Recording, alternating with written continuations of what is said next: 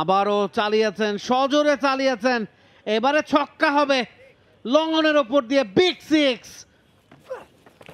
এবারে আবারও একইভাবে একই কায়দায় যেন action replay copy paste.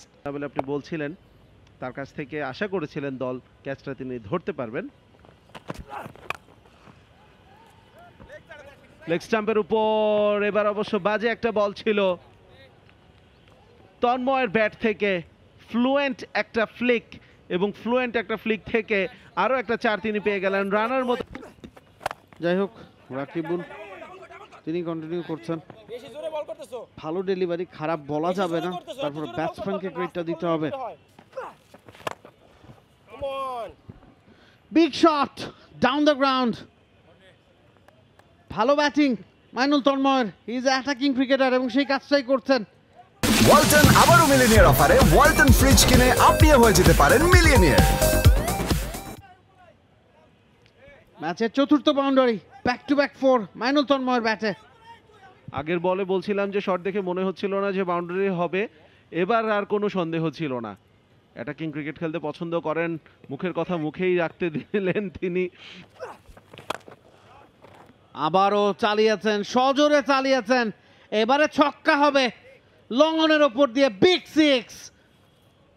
Long of যেমন ছিল, লং অনও ছিল, কিন্তু তন্ময় বলছেন যে আমি লং অনের ওপর দিয়ে ইভেন লঙ্গার একটা শট খেলবো। ফুলার লেংথের বল ছিল রাকিবুল আতিকের কাছ থেকে, ফ্রন্ট লেগটা ক্লিয়ার করে একেবারেই কিন্তু হাঁকিয়েছেন। এবারে আবারও একইভাবে একই কায়দায় যেন অ্যাকশন রিপ্লে কপি পেস্ট, আরও একটা 6, এক্সপেন্সিভ ওভার রাকিবুল আতিকের কাছ থেকে। 21 রান খরচ করলেন তিনি, 3 ওভার শেষে 34 শাইনপুকুর ক্রিকেট ক্লাব বিনা উইকেটে। হোয়াট এ শট তন্ময়, একেবারে ভয়ডরহীন একটা শট বলতে হবে।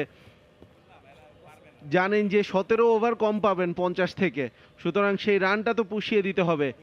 33 ওভারে তার উপরে তারা টসে জয়লাভ করে ব্যাটিংয়ের সিদ্ধান্ত নিয়েছেন। এবারে বিগ শট, লেগ স্ট্যাম্পের ওপরে ছিল, তুলে মেরেছেন, কাউকে অঞ্চল দিয়ে বল চলে গেছে সীমানার বাইরে।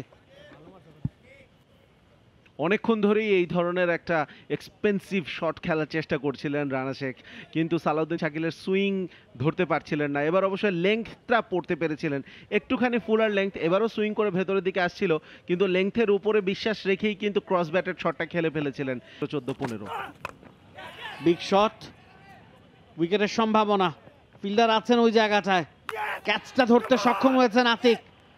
সুমন খান তিনি ফিরিয়ে দিচ্ছেন মাইনুল তন্ময়কে। ঝড়ো ব্যাটিং করছিলেন তন্ময়, তবে এবারে সুমনের পেসে, সুমনের বাউন্সে বিগ শট খেলতে গিয়ে ধরা পড়লেন ডিপ স্কয়ার লেগে। ঘুরে ফিরে নাটকের কুশীলব কিন্তু সেই একই মানুষগুলো। সুমন খানকে কেন পরিবর্তন করা হচ্ছিল সেই প্রশ্নটা বারবার আমরা জিজ্ঞাসা করছিলাম। এবার এসে প্রথম বলেই তিনি উইকেটটা তুলে নিলেন। একটুখানি শর্ট অফ লেংথটা দেখেই তন্ময় ভাবছিলেন যে বড় শট খেলবেন, কিন্তু টপেজ হয়ে গেল। আমরা রিপ্লেতে দেখতে পাচ্ছি একেবারেই কিন্তু নিয়ন্ত্রণ করতে পারেননি। আর ওই একই কুশীলবের কথা বলছি কারণে রাকিবুল আতিক মাঝখানে একটা এক্সপেন্সিভ ওভার করে এবার কিন্তু ক্যাচটা ধরে নিয়েছেন। শরীর থেকে কিছুটা দূরে ছিল, কিন্তু সিক্রেটটা হচ্ছে একদম শেষ মুহূর্ত পর্যন্ত বলের উপর তিনি চোখ রেখেছিলেন, যার কারণে ক্যাচটা ধরতে পারলেন। তন্ময়ের ছোট্ট একটা ক্যামিও, 250 স্ট্রাইক রেটে 10 বল থেকে 25 রান করে ফিরে যাচ্ছেন তিনি, 38 1 উইকেট হারিয়ে।